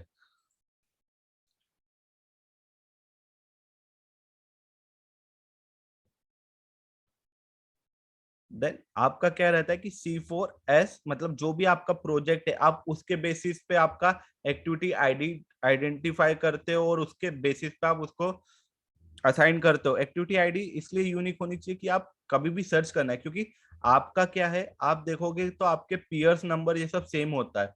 तो आपको कोई भी कमेंट देता है, आपने बाय चांस सिर्फ पाइल पाइल पाइल करके छोड़ दिया, तो आपको किसी को कमेंट करना है तो आपकी एक्टिविटी आईडी पे कमेंट करता है कि ये एक्टिविटी आईडी आपने गलत असाइन करी हुई है या इसका प्रीडिसीजर नहीं है, सक्सेसर नहीं है। तो आप किसी भी इंजीनियर का कमेंट देखोगे तो वो एक्टिविटी आईडी पे रहेगा, एक्टिविटी नेम पे नहीं रहेगा। इसलिए एक्टिविटी आईडी आपका नॉर्मली जो पैकेज में आप काम कर रहे हो, जो पर्टिकुलर सेक्शन स्ट्रेच, ये आपके ऊपर रहता है आपको कैसे डिफाइन करना है। तो ये आपके ऊपर है। हम सबसे पहले तो मैं पैकेज का नेम, जिस पैकेज में मैं काम कर रहा हूँ उस वे में इसको डिफाइन करता हूँ। देन हमारी डिजाइन एक्टिविटीज हो गई, मतलब कि हमने एक बार हमको एनटीपी मिल गया तो हम क्या करते हैं, डिजाइन में 3 एक्टिविटी एक साथ चालू, मतलब डिजाइन प्रोग्राम की जो बेसिस रहते हैं 3 चीजें, हम सर्वे चालू कर देंगे, हम सॉइल इन्वेस्टिगेशन चालू कर देंगे, हम यूटिलिटी आइडेंटिफाई कर देंगे। तो मैं 3 काम पैरेलली स्टार्ट कर रहा हूँ। वो तीनों का अपना एक एक अलग इंपॉर्टेंस है मेरा कंस्ट्रक्शन एक्टिविटी को प्रोसीड करने के लिए। तो ये डिजाइन प्रोग्राम हमेशा सबसे पहले हम क्रिएट करते हैं, उसी के बेसिस पे हम हमारा कंस्ट्रक्शन प्रोग्राम डेवलप करेंगे। ठीक है, तो ये सब चीजें एक सिंपल सा आपको लाइन डायग्राम में दिख रहा है कि हाँ किसके बाद आपने जैसे सॉइल इन्वेस्टिगेशन किया, उसके बाद आपकी उसकी रिपोर्ट आएगी, देन आप उसी रिपोर्ट के बेसिस पे लोड टेस्ट और आपका फाउंडेशन टाइप आएगा। ठीक है, जब आपका लोड टेस्ट का ड्राइंग सबमिट हो गया तो आप उस पर पाइल लोड टेस्ट करेंगे, उसकी रिपोर्ट, देन आप कंस्ट्रक्शन ड्राइंग। तो कंस्ट्रक्शन चालू करने से पहले आपको 6 एक्टिविटी करके आनी, तो 6 एक्टिविटी में कुछ टाइम लगेगा, तो वो टाइम हमको देखना है कि हाँ कि हमको कितने दिन में एज अ पाइल चालू करनी है, तो वो सब चीजें हमको कंसिडर करना पड़ेगा। देन ये तो नॉर्मली प्राइमवेरा का एक स्लाइड है, हम प्राइमवेरा देखेंगे तो अभी उस पर डिस्कस कर लेंगे। देन ये हमारे अलग अलग केपीआईज रहते हैं, जैसे आपका कंक्रीट का होगा, आपका प्रोग्रेस परफॉर्मेंस चार्ट रहेगा, आपका पीयर का रहेगा। ठीक है, अब नॉर्मली एडवांटेजेस क्या हैं? Primavera P6 mitigate the risk. जो भी आप जब माइलस्टोन बेसिस पे करते हो आपका नेगेटिव फ्लोट आने लगता है, दैट मींस आप डेंजर्स में हो या आपका पर्टिकुलर ड्यूरेशन लैप्स कर रहा है, तो आपको बार बार जब भी आप प्रोजेक्ट शेड्यूल अपडेट करोगे तो नेगेटिव फ्लोट या आपका ड्यूरेशन से ज्यादा शो करने लगेगा। दैट्स मींस आपके प्रोजेक्ट में आप रन ओवर कर रहे हो या कुछ डिलेज हैं। ठीक है, it is very easy to use, मतलब आप अगर प्रॉपर यूज कर रहे हैं तो आप एक्सेल यूज नहीं करेंगे फॉर प्लानिंग पर्पस, मतलब क्वांटिटी ये सब एक्सेल यूज करना पड़ेगा, लेकिन अगर इसको कर रहे हो तो आपको एक्सेल से डाटा इंपोर्ट नहीं करना पड़ेगा, आप प्राइमवेरा पे आसानी से कमांड कर सकते हो अगर आपको सारी चीजें पता है कि क्या कैसे फंक्शन यूज करते हैं। ग्रेट विजिबिलिटी है, इजी टू क्रिएट फोरकास्ट, अगर आपको पता है कि आप क्या क्या चीजें आपको कहाँ कहाँ कम करनी है, देन आप बड़े से बड़े प्रोजेक्ट को इजीली सिंपल WBS में ब्रेक डाउन करके उसको छोटा छोटी एक्टिविटी में जितना माइन्यूट लेवल तक आप जा सकते हैं, आप मॉनिटर कर सकते हैं, उस लेवल पर आप जा सकते हैं। ठीक है, तो ये आपके ऊपर है। नॉर्मली अब ये क्या रहता है कि इसी के बेसिस पे आप डैशबोर्ड बना सकते हैं, कि जब आपको अभी मैं इसको शो करूंगा कि अभी एक्सेल शीट में ये तो एक मेरा सिर्फ पीपीटी फॉर्म में कि मेरा ये की डेट था, अब कब मैंने उसको अचीव किया, कितने दिन का उसमें डिले आ रहा है और क्या मेरा शेड्यूल परफॉर्मेंस चल रहा है। जो इस पर्टिकुलर स्लाइड में इससे ये पता चल रहा है कि मैं प्रोग्राम में मेरे को मतलब 0.2 मतलब 80.80 मतलब 80% में बिहाइंड ऑफ शेड्यूल चल रहा हूँ। ये सारी चीजें आपकी नॉर्मली होती है। ठीक है, अब हमने इतनी बात तो कर ली, फिर बोलोगे सर आप तो प्राइमवेरा में करोगे ही नहीं, ये तो सब बोलते हैं। ठीक है, तो जो हमारा लास्ट क्लास में था, स्क्रीन विजिबल है पहले तो हाँ ना बोल दो।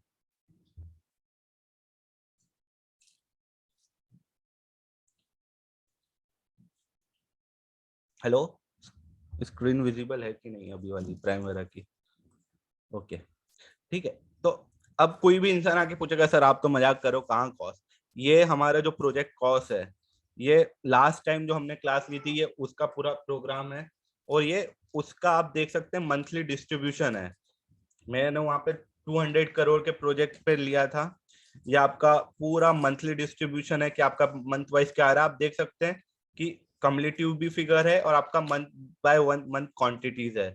ओके, देन हम इस WBS पे जाके काम करने वाले हैं कि जो हमारा मेन प्रोजेक्ट रहेगा, सबसे पहले हम माइलस्टोन्स लेंगे, देन हमारे एम्प्लॉयर ऑब्लिगेशंस में आपका access of work site, tree cutting, high tension line shifting, then हमारा कॉन्ट्रेक्चुअल सबमिशन।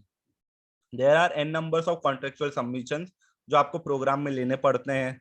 देन आपका जनरल सबमिशन आ जाएंगे, उसमें आपके डिजाइन के कुछ जनरल सबमिशन आएंगे, आपके कॉरिडोर ड्राइंग्स मतलब जो भी आप अलाइनमेंट पे काम कर रहे हो उसकी ड्राइंग्स आएंगी, topography survey, then obligatory span. Obligatory span normally जो आपके ऑब्लिगेशंस रहते हैं कि ये आपको स्पान आपको इस पर्टिकुलर लोकेशन पे देना है, या आपका कोई स्टील स्ट्रक्चर आ गया या आपका कोई रेलवे क्रॉसिंग आ गया, वो सब। देन आपका प्रिलिमिनरी डिजाइन जो आपका फर्स्ट कट ऑफ ड्राइंग रहता है वो आ जाएगा। देन आपका जो technical site investigation, temporary structures, then viaduct station, then आपका प्रीकास्ट सेगमेंट, ये सब की ड्राइंग्स आने के बाद आपका general site activity and site installation, आपका mobilization, site installation, casting yard, initial load test, ये होगा। फिर देन वायडक्ट में हम सेक्शन पे डिवाइड कर लेते हैं जिस जिस सेक्शन में हम काम कर रहे हैं। तो ये हमारी नॉर्मल वायडक्ट की एक्टिविटीज WBS रहेंगे। देन आप बोलेंगे सर रिसोर्स असाइनमेंट, अब ये देख लेते हैं। सबसे पहले प्रोजेक्ट वेटेजेस मैंने क्या किया है, नॉर्मली क्या रहता है प्राइमवेरा 2 डिजिट के बाद लेता नहीं है, तो हम जो 100% रहता है उसको एक नंबर में डिवाइड कर लेते हैं जिसको हम इजीली मॉनिटर और इजीली असाइन कर सकें। तो यहाँ पे मैंने प्रोजेक्ट वेटेज 10,000 किया हुआ है, दैट्स मीन्स इट 100%। तो मेरा 5% जनरल का है, 95% वाइडक्ट का है। अब दूसरा आप कॉस्ट आप देख सकते हैं मैंने 200 करोड़ कॉस्ट असाइन किया हुआ है। नाउ आपका आ जाएगा मटेरियल। अब मटेरियल में आप ये देख सकते हैं मैंने नंबर्स असाइन किए हुए कि कितने नंबर्स आने वाले हैं। 132 पाइल्स, मतलब अगर मैं 4 से डिवाइड करूंगा तो ऑलमोस्ट 33 पाइल कैप्स आएगा। तो ये मैंने सारे रिसोर्स असाइन किए हुए हैं। देन यहाँ पे आपका कंक्रीट क्वांटिटी आ जाएगा कि आपका पाइलिंग का कंक्रीट क्या है, पाइल कैप का कंक्रीट क्या है, देन आपका रेनफोर्समेंट आ जाएगा। अब ये सारी चीजें वेटेजेस हमने उसको एक सर्टेन परसेंटेज में कन्वर्ट किया हुआ है। मतलब आपका अगर देखिए क्या होता है प्राइमवेरा में बाय डिफॉल्ट पॉइंट डेसिमल के बाद 2 डिजिट नहीं लेता है, तो आपका छोटा से छोटा 1% हो सकता है, लेकिन 1% को नंबर ऑफ एक्टिविटी से डिवाइड करूंगा तो वो 0.00 समथिंग आ सकता है। तो उस 100 को मैंने कुछ फिगर में कन्वर्ट किया हुआ है। तो मैंने 100 को 10,000 में कन्वर्ट किया हुआ है, तो मैं उसके अगेंस्ट में प्रोग्रेस मॉनिटर करता हूँ। तो ये सारी चीज मैंने प्राइमवेरा पे असाइन की हुई है। अब क्या होता है कि आपको सिर्फ एक्सेल में क्या करना है, यहाँ से कॉपी करना है। अब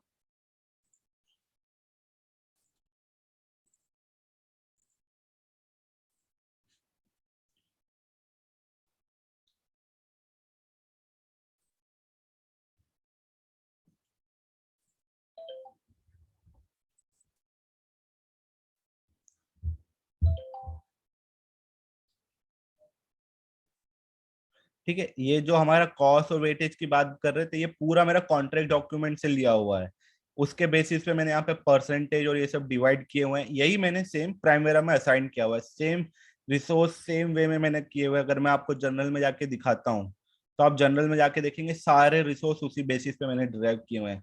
तो मेरे को कोई भी पूछे तो मैं उसका बता सकता हूँ एम्प्लॉयर परसेंटेज इतना है, इतना कंप्लीट हो गया है। तो इस वे में आपका मॉनिटरिंग होती है। ऐसा नहीं कि मैंने सिर्फ एक सिंगल रिसोर्स बनाया है, इसमें मैंने जितने मेरे को जिस हिसाब से मॉनिटर करना है उतने बेसिस पे मैंने रिसोर्स क्रिएट किए हुए हैं। तो यहाँ पे वेटेजेस ये आ गया है। देन सेम वे में आप देख सकते हैं activity ID, resource ID, name. तो जो मंथली डिस्ट्रीब्यूशन मांगते हैं ना कि हाँ हमको मंथली डिस्ट्रीब्यूशन चाहिए, आप कितना पाइल करेंगे, पाइल कैप करेंगे, तो सिर्फ आपको प्राइमवेरा से कॉपी करना है और एक्सेल में आप डाल सकते हैं। ये मेरा आप देख सकते हैं सेम प्रोजेक्ट का सेम टाइमलाइन है, उसमें डिस्ट्रीब्यूटेड क्वांटिटी है। ठीक है, अब उसी के बेसिस पे आप यहाँ पे ग्राफ बना सकते हैं।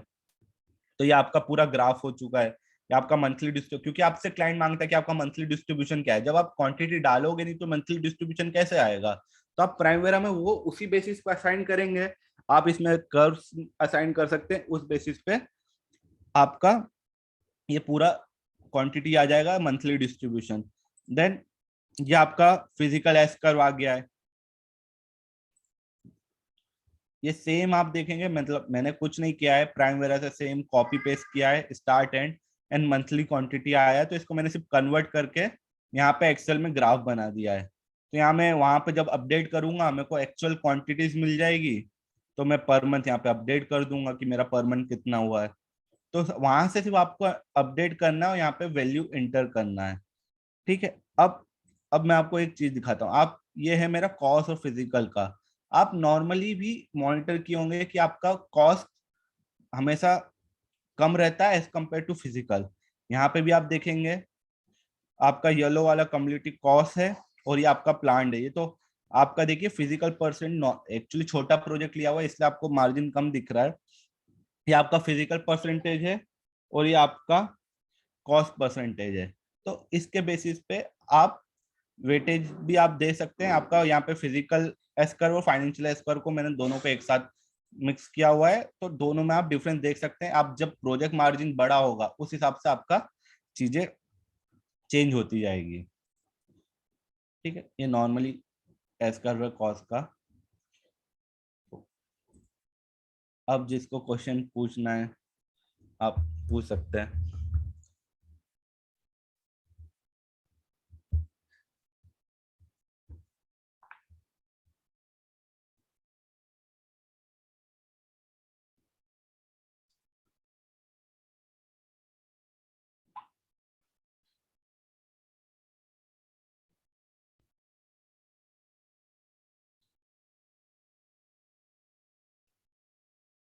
Why you have assigned cost directly? See, I haven't assigned cost directly. Activity wise में है. If you want to see, it is a cost of employer office और हम लोग लमसम प्रोजेक्ट में काम कर रहे हैं. If you see Viaduct, तो every pile group have certain amount. तो उस अमाउंट को हम एक पर्टिकुलर, आपका एक ग्रुप का अमाउंट फिक्स रहता है जो आपका इनवॉइस रहता है. आप नॉर्मली जब भी कोई भी चीज देते हो, आप प्रोग्राम सबमिट करते हो क्लाइंट्स पर्सपेक्टिव से, तो आप उसके हिसाब से इनवॉइस प्रोजेक्शन देते हो. तो मेरा यहाँ पे पर पाइल ग्रुप का अमाउंट आ जाएगा कि मैं पर पाइल ग्रुप करूंगा तो मेरे को इतना अमाउंट मिलेगा. तो इस बेसिस पे रहता है. How to monitor physical and C monitor, आप सबसे पहले तो बेसलाइन में उसको असाइन करेंगे सारी चीजें. तो आपका बेसलाइन जब आ जाएगा, जब आप मंथली अपडेट करोगे तो आपको वो चीजें अपडेट करनी पड़ेगी. तो आपका जब एक्चुअल क्वांटिटी आप यहाँ पे करोगे तो आपको मंथली परसेंटेज मिलेगा आपने कितना प्लान किया था, क्योंकि आपकी मंथ एक्टिविटीज दी हुई है. तो आपने अगर उस मंथ में नहीं किया तो आपका फिजिकल परसेंटेज कम आएगा as compare to plan percentage.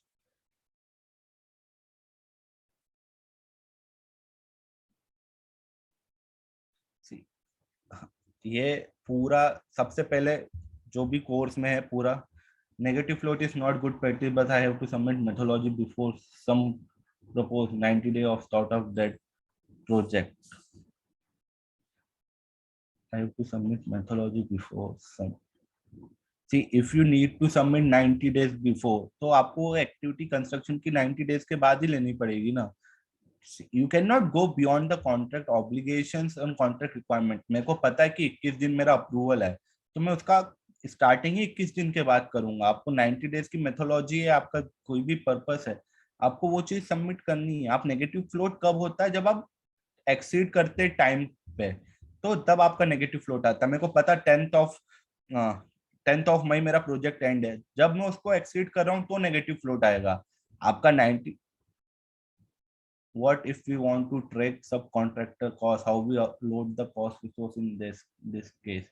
See, आपको सब कॉन्ट्रैक्टर का कॉस्ट करना है, आप रिसोर्स बनाइए सब कॉन्ट्रैक्टर के बेसिस पे. ठीक है, आप उसको सिर्फ फिल्टर करेंगे ना. देखो यहाँ पे क्या है ना, जब मैं फिल्टर करूंगा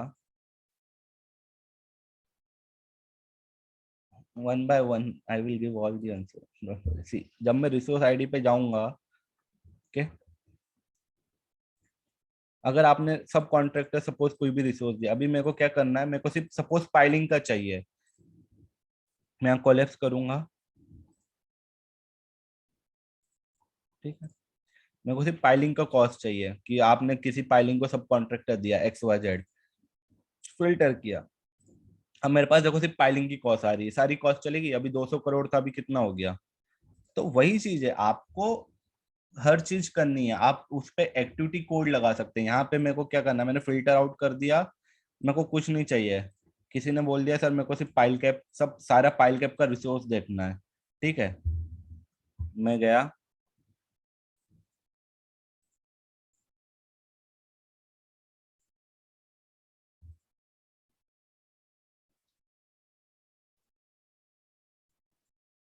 स्ट्रक्चर टाइप, मैं क्या सेलेक्ट करूंगा, मेरे को पाइल कैप चाहिए. ठीक है, सी, आप जो बोल रहे हैं ना वो आइटम रेट कॉन्ट्रैक्ट में होता है. जब आपके पास आइटम रेट कॉन्ट्रैक्ट है तब दे सकते हो. ठीक है, जब आपके पास आइटम ही नहीं है, आइटम रेट में आपके पास रेनफोर्समेंट का कॉस्ट अलग रहता है, कंक्रीट का कॉस्ट अलग रहता है। यहाँ हम जो दे रहे हैं वो इनवॉइस पार्ट पे दे रहे हैं कि हमको क्लाइंट से कितना पैसा मिलेगा। आप अगर एक्चुअल कॉस्टिंग डालना चाहते हैं आप डाल सकते हैं, जहां पे यहाँ पे मैंने बजटेड यूनिट पर कॉस्ट 1 रुपीज दिया हुआ है, आप इसको चेंज कर दीजिए तो उसके हिसाब से वो अमाउंट कैलकुलेट करेगा। ऐसा कुछ नहीं कि मैंने नहीं दिया हुआ है, मेरे को तो लमसम है, मेरे को तो एक फाइल का पैसा चाहिए, मेरे को पता है क्या है, तो मैं उसमें कॉस्ट पर यूनिट 1 रखूंगा, तो जो भी कॉस्ट रहेगा उससे यूनिट करके मेरा रेट आएगा। आपको पता है कि मेरा रेट 5000 है, तो मैं उस पर अगर 5000 करूंगा तो वो particular budgeted unit into cost करेगा, तो उस बेसिस पे रहता है नॉर्मली, उस बेसिस पे वो कैलकुलेट करता है। और ये जो डाउट है बजटेड यूनिट और कॉस्ट, सी बजटेड यूनिट और कॉस्ट में दोनों में मेन डिफरेंट क्या है, आप बजटेड यूनिट में पर यूनिट का एक रेट देते हैं। सपोज मेरा एक बजटेड यूनिट एक है, लेकिन उसका बजटेड कॉस्ट 1 लाख रुपए है, तो 1 into that particular cost unit से इंटू करेगा तो उसका कॉस्ट आ जाएगा 1 लाख। तो इस वो बजटेड यूनिट आपका यूनिट रेट से इंटू करके होता है। तो जब मैं वेटेज दूंगा तो वेटेजेस में मेरे को कॉस्ट की कोई जरूरत नहीं है, इसलिए मैंने वहां पे उसको कुछ कॉस्ट नहीं दिया हुआ है, सिर्फ मैंने बजटेड यूनिट दिया हुआ है। मैं उसको कॉस्ट पे मॉनिटर नहीं कर रहा हूँ, मैं सिर्फ उसको उसकी यूनिट्स पे मॉनिटर कर रहा हूँ। तो ये दो मेन थिंग है। ठीक है, या I am saying it is not link with main material machinery, because आप ये प्रोग्राम क्लाइंट को सबमिट करने जा रहे हो। अगर आप क्लाइंट को सबमिट करने जा रहे हो, आप अपना कॉस्ट शो करना चाहते हो, आप कर सकते हो। आपको अगर इंटरनल करना है, आप पर यूनिट रेट दो, आप कर करोगे, तो उसके बेसिस पे आपको कहाँ कैसे यूज करना है, ऐसा नहीं कर बोल रहा हूँ कि नहीं होगा। How much the project cost by assigning resource, how to calculate budgeted cost, what if you do not take cost by schedule, and how we can measure the project cost. See, project cost is your here we are talking about the invoice which we are getting from the client. Project cost ये है कि आपको फिर जब भी आप करोगे तो आपको वो वापस डालनी पड़ेगी, आपको रिकैलकुलेट करनी पड़ेगी, आपके कुछ रेट चेंज होंगे। ऐसा नहीं कि आपने भूल गए तो नहीं डाल सकते, आप डाल सकते हो, इंटरनल प्रोग्राम में आप डाल सकते हो।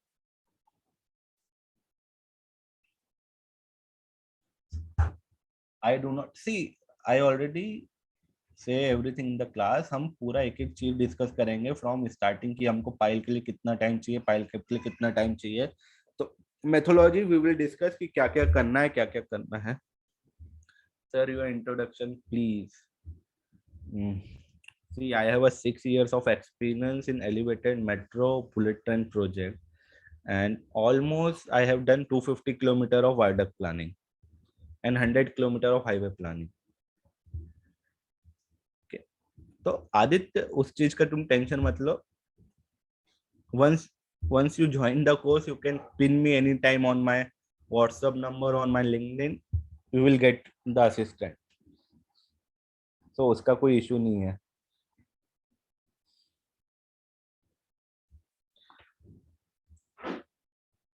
Okay, any more question?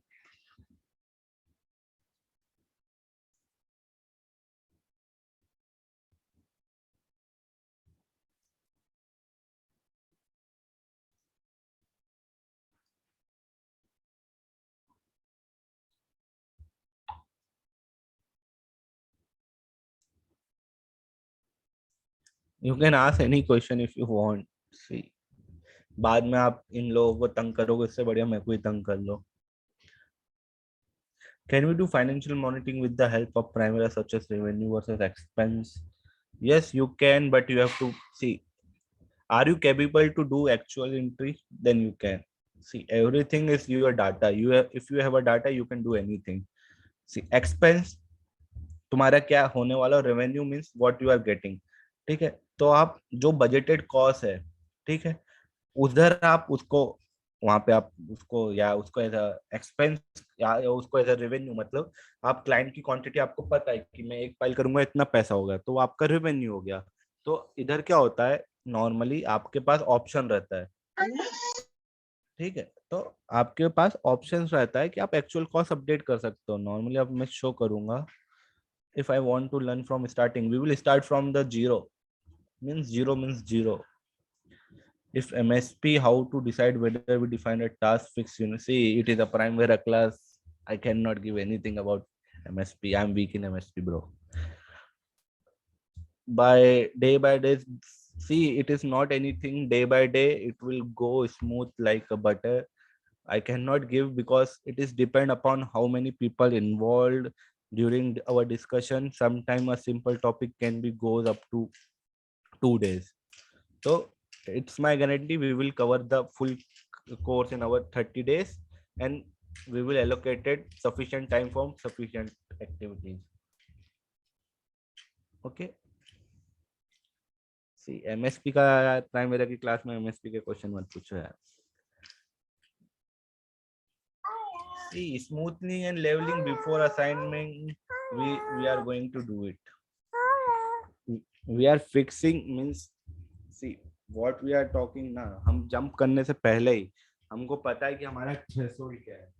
If you know threshold, so we can based on those resources, I know the quantity, I can reach only this much. तो आप उसके बेसिस पे एक्टिविटी को शिफ्ट कर सकते हैं. तो वो होती है लेवलिंग. प्राइमरी से पहले आपको मैनुअल, आपको रिसोर्स जो हम बोल रहे हैं ना रिसोर्स का, कि आपको मिनिमम रिसोर्स रिक्वायरमेंट और आपकी कैपेसिटी पता होनी चाहिए, कब मोबिलाइज करना है. वहीं पे आप रिसोर्स लेवलिंग पहले ही कर लेते हैं और आपका पता है कि आप 10. Sir you provide software installation also. See, I will provide you video. From video you can install the software, not an issue.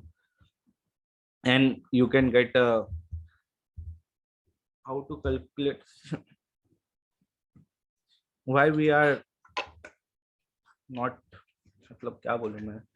See, please, if we are talking about something, we are talking about same thing rather than we are talking about something which is I am unable to answer or it is not my part of discussion. Okay. Sir, can we prepare project budget with the help? See, you can prepare anything if you have a data with you and if you are willing to do it. See, normally क्या है, यहाँ पे monthly distribution आता है. Once you do budgeted unit, here is so many option.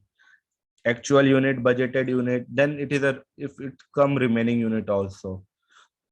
Once you have assigned some actual unit, then actual minus budgeted, it will show in remaining unit. So you can do it. Simple. It is not like that you cannot do it, but if you have a data, you can do it.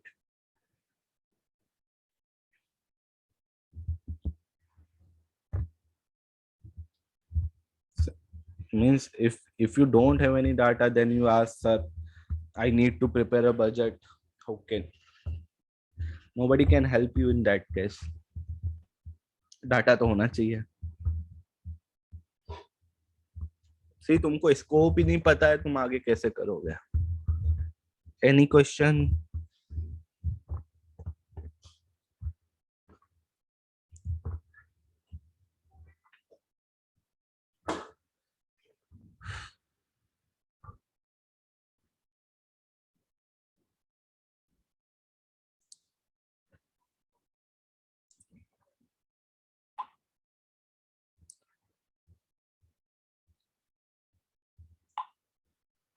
Any question? Any question? Any question? See, you can clear all your doubt right now if you want to. What we are going to learn.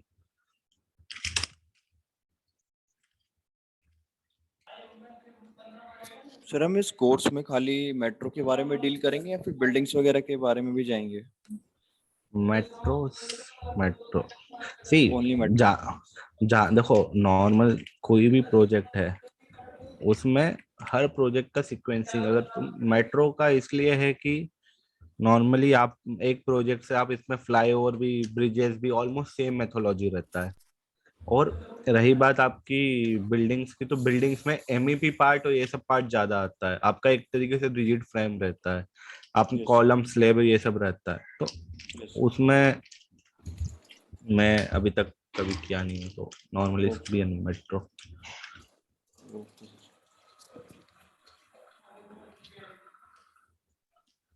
Any question?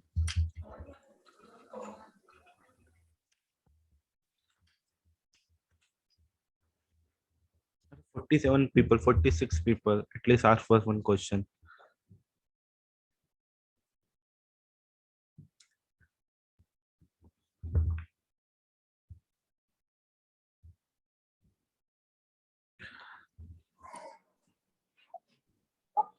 Hello, हाँ. sir. May I know what will be the course timings? Timing, same timing, I think so. I said at 9 to 10. Okay, sir. Daily class Because रहती for है. working professionals, it may be get problem because I am I'm also asking working. this. I am working professional. I am Okay, looking.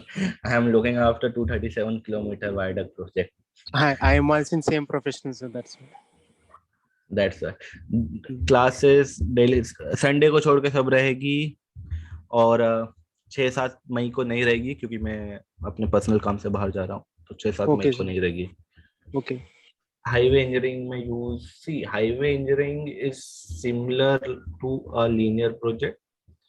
ठीक है, उसमें आपका activity different आ जाएगी, लेकिन mainly highway पे भी आपका जो स्ट्रक्चरल प्लानिंग रहता है वही मेन रहता है, क्योंकि टाइम कंज्यूमिंग वही रहता है, रिसोर्सेज मेन वही लगता है. बाकी मोस्टली उसमें मिट्टी का काम रहता है, तो मिट्टी is easily available rather than resources like crane and all.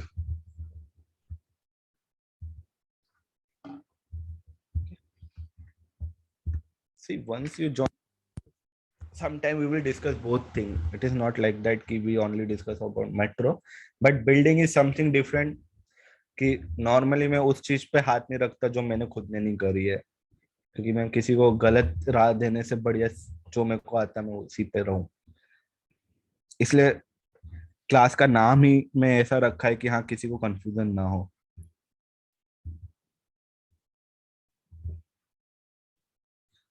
"41 people, we can get on at least 40 question more or 10 question, 20 question.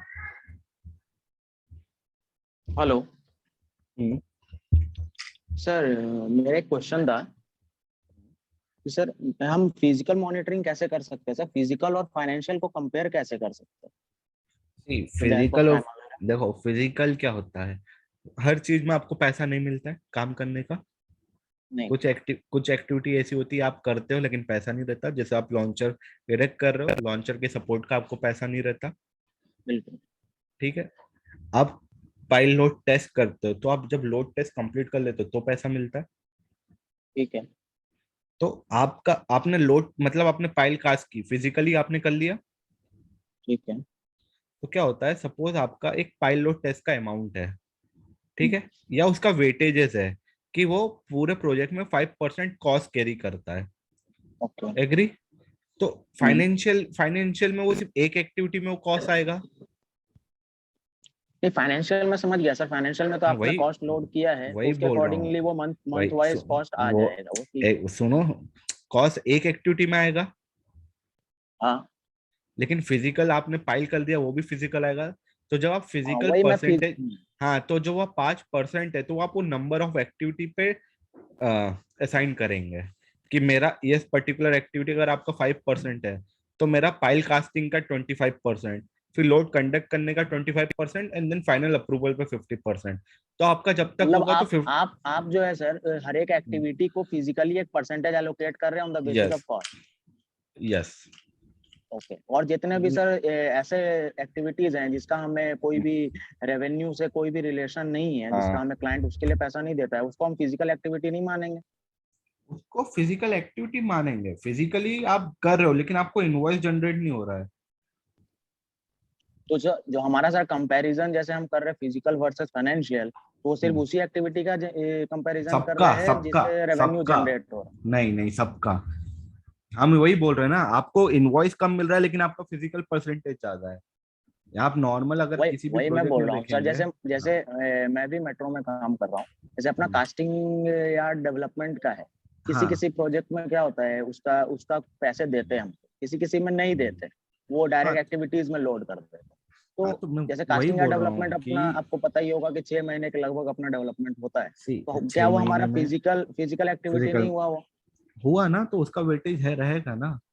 मैं तो उसको हमारा जैसे उसको परसेंटेज कैसे एलोकेट करेंगे वो नहीं समझ. परसेंटेज क्या होता है कि आप सपोज आपने एक्टिविटी ली है, ठीक है, आपके 100%, अब जैसे यहाँ पे कास्टिंग ऐड है, ठीक है, मैं शो करता हूँ, हमने कास्टिंग ऐड लेके रखा हुआ है, वहां पे मेरे को कास्टिंग ऐड डेवलपमेंट का अमाउंट है, अगर कुछ भी है तो जब मैं यहाँ पे जनरल में है कि, ठीक है, ये मेरा एस्टेब्लिशमेंट ऑफ कास्टिंग यार्ड आ गया, तो मैं क्या करूंगा, नंबर ऑफ एक्टिविटी, क्योंकि ऑलमोस्ट हम उस पे सारे वेटेज सेम कंसिडर करते हैं, तो आपके ऊपर है आपको वेटेज क्या, आपके पास बैचिंग प्लांट, आपके पास 2 बैचिंग प्लांट है, 2 कास्टिंग बेड है, और आपके पास अदर क्या है, आपका ऑफिस है, आपके पास 5-6 एक्टिविटी आ गई, उसका 10% है, तो अब आपको ठीक है।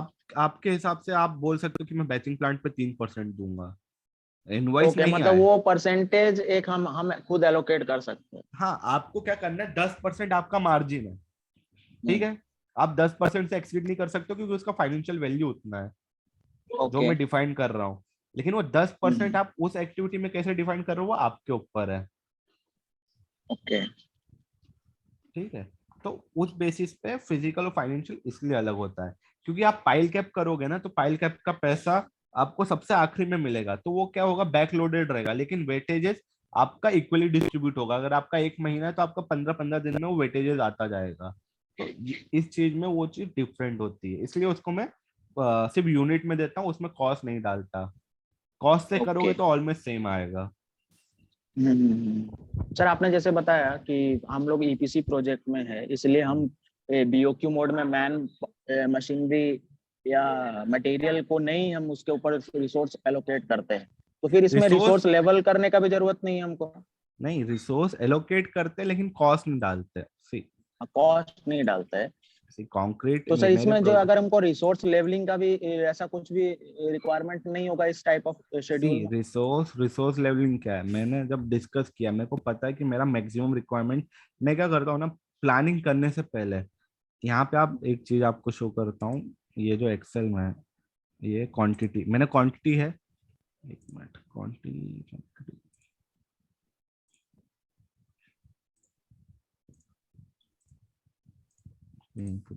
ठीक है, अब यहाँ पे मेरा मटेरियल में क्वांटिटी है, ठीक है, अब मैंने यहाँ पे 30, मतलब यहाँ पे मेरा ऑलमोस्ट 128, 132 मेरा पाइलिंग है, ठीक है, अब मैं यहाँ पे जब मंथली डिस्ट्रीब्यूशन देखने जाऊंगा, तो मेरे को यहाँ पे थ्रेशोल्ड पता है, ठीक है, लेवलिंग आप नॉर्मली क्या करोगे, आपको पता है कि मेरे पास एक मशीन है, आप पर मशीन कितनी एक पाइल कर सकते हो, तो आपको पता है आपकी कैपेसिटी कितनी है, 30, तो आप क्या करोगे, इधर आके चेक करोगे कितना आ रहा है, तो उसके ओके। बेसिस पे आप उस एक्टिविटी को कौन यहाँ पे फिर फ्लोट पे जाके देख सकते हो, तो आप यहाँ पे रिलेशनशिप चेंज करने पड़ेंगे, कि आपने क्या, जैसे यहाँ पे मैंने क्या किया है, एक 19 तारीख को चालू हो रहा है, एक 20 तारीख को चालू हो रहा है, अब मेरे को पता है कि नहीं मैं नहीं कर सकता हूँ, तो मैं इसका रिलेशनशिप जाके चेंज कर दूंगा, तो यही मैं ओके। लॉजिक की बात कर रहा हूँ, रिसोर्स की जो लेवलिंग होती है वो उस बेसिस पे होती है।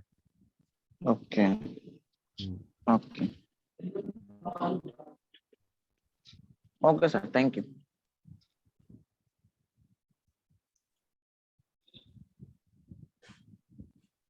Any question?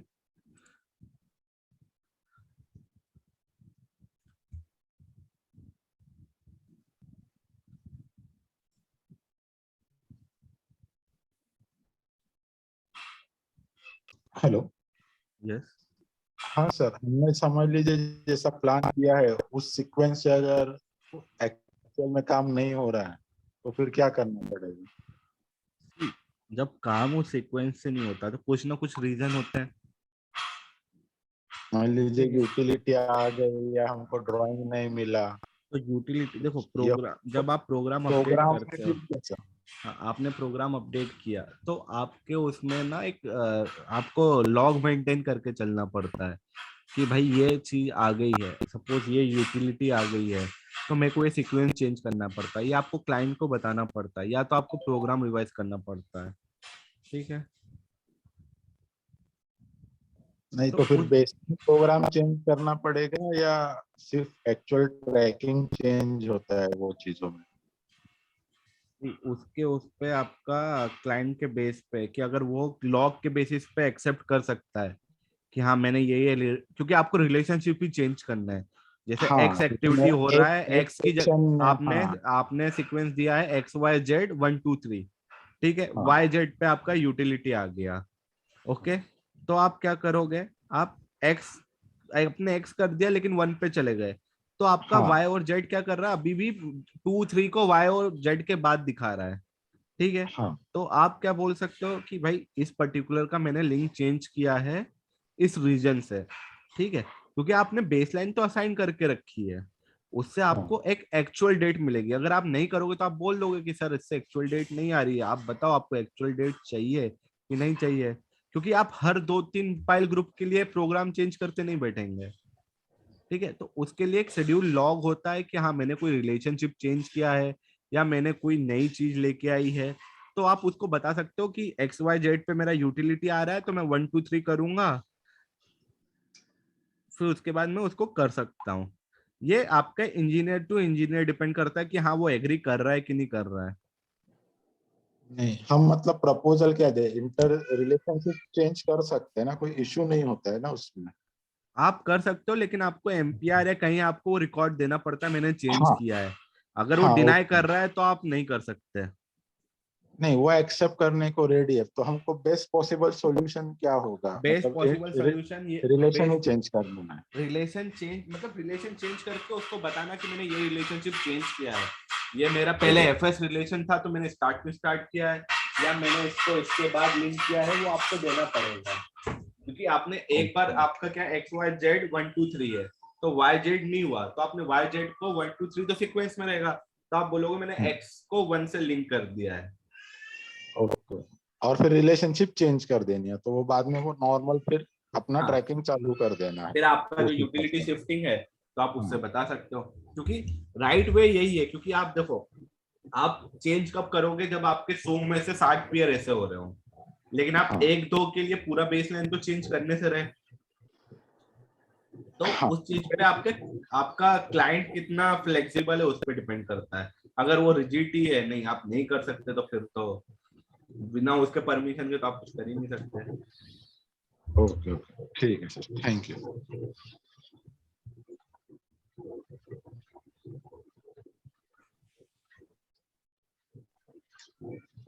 Any doubt, any question?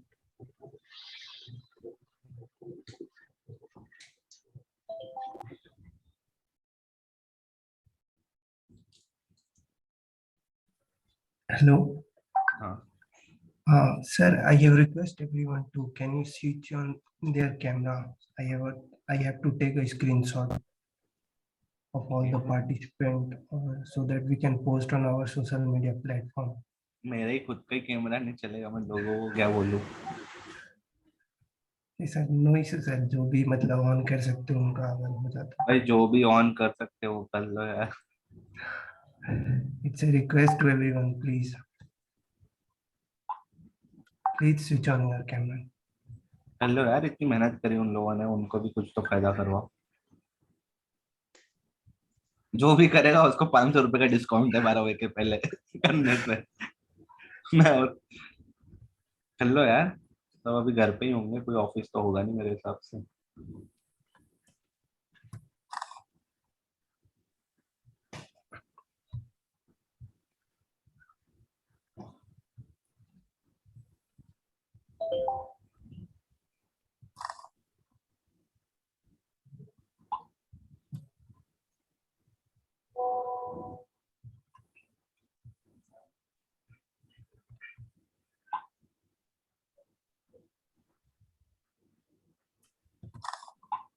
Okay, thank you everyone.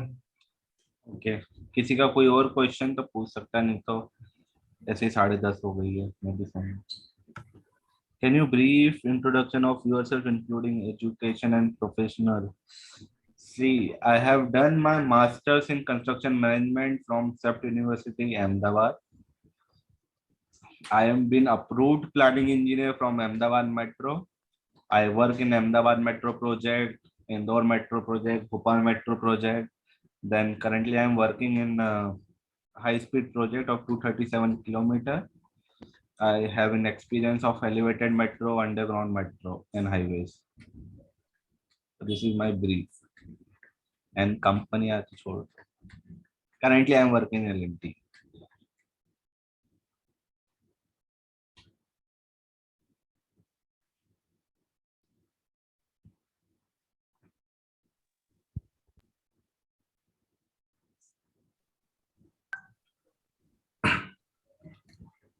Sir, I think we can wind up the session now. Yeah, if nobody has any question, he can. Okay. Thank you everyone for joining the session. Okay. Bye.